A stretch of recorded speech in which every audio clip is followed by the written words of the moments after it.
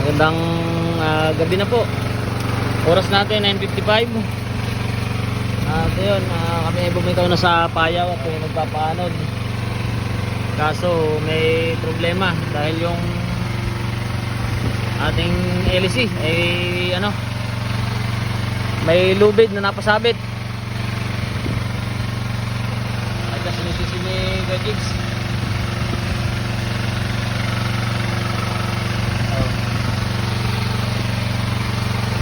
Hirap din talaga ng buhay dagat. Talagang dito hindi mo masabi kung kailan siya pwedeng mabasa.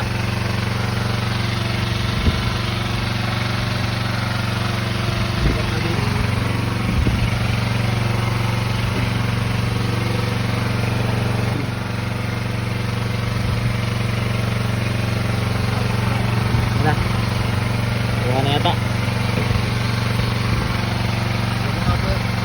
Oo nga, mga lubid. Mga po kinain ng ating ating LC. Si Kejix gabi na po ng gabi at siya naglalakay pa.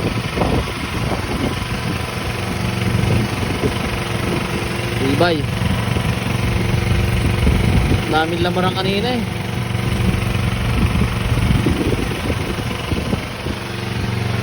tayo na, matutulog na muna tayo dahil wala pa tayong tulog.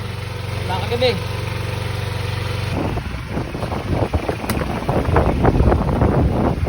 Ang laki pala. Balik tayo.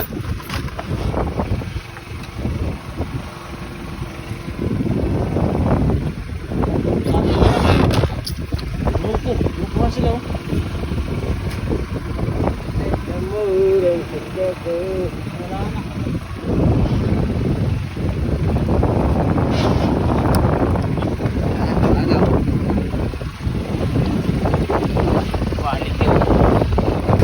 Magandang umaga po. Oras natin 3:21. At yan, abala po ang lahat. Paghuhulog po ng kanya-kanyang pangawil. Yan po na ang setup. Tanggal biwas.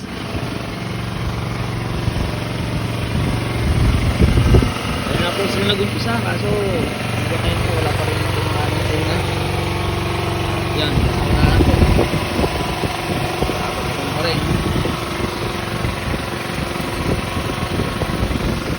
Siguro magpahulog na rin muna tayo ng maaga. Natin muna ito ating pamakain. Buhay pa ating pusit. Buhay pa mga agaw.